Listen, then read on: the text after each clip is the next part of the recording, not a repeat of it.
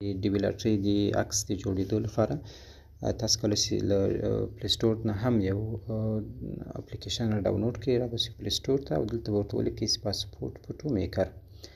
دلته به مختلف سافټویرونه دي خو تاسو به پاسپورټ فوټو میکر په نامو سافټویر دا ډاونلوډ کړئ او ما مخکې ډاونلوډ کړی دی. زه په اوپن باندې کلیک کوم. کله تاسو ډاونلوډ کړئ تاسو به دې صفحې ته راسئ. دلته مختلف د پاسپورټو یا د عکسو دغه دي سایزونه دي او دغه سافټویر دا ګټه هم لري چې تاسو کولی شئ د مختلف هیواد ویزا لپاره که چېرته عکس غواړئ جوړ کړئ نو په ویزا کلیک وکړئ. د هر هیواد چې دلته غواړئ هغه پکې سلیکټ کړئ، هغه عکس سایز درته جوړوي یا د پاسپورټ لپاره چې عکس غواړئ. موږ راځو اوس د ډیویلټري لپاره عکس جوړوو. تاسو به راسئ په کسټم باندې به کلیک وکړئ. دلته به هغه اندازه ورکړئ کوم چې موږ غواړو عکس جوړ کړو.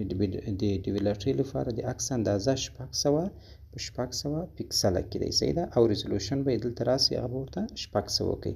په نیکسټ باندې به کلیک وکړئ. که چېرته تاسو اوس غواړئ چې له ځان نه عکس واخلئ په ټیک فوټو باندې کلیک وکړئ او تاسو له موبایل څخه مخامخ عکس اخیستلی شئ، هغه کولی شئ ډایرکټ جوړ کړئ. او که چېرته وایئ یا زما سره مخکې په ګالري کې عکس ده زه غواړم هغه ایډیټ کړم نو تاسو سلیکټ فوټو فرام ګالري باندې کلیک وکړئ. دلته عکس ورته انتخاب کړئ. زه د عکس انتخاب هم په کمپلیټ باندې کلیک کوم، صحیح ده. دا اوس د دې عکس سایز غټ دی.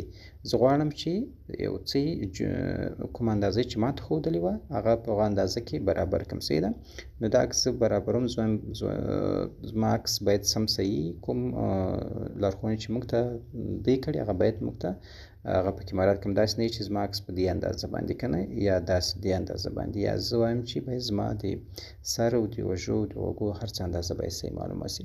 د دې لپاره راسئ په دې ټیک مارک یا صحیح علامه باندې کلیک وکړئ. ستاسو لپاره د عکس دوی جوړوي، صحیح ده.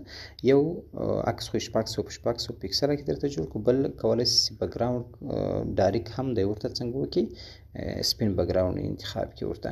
دا بکګراوندونه دلته هم چینج کېږي خو زموږ لپاره سپین بکګراوند ده.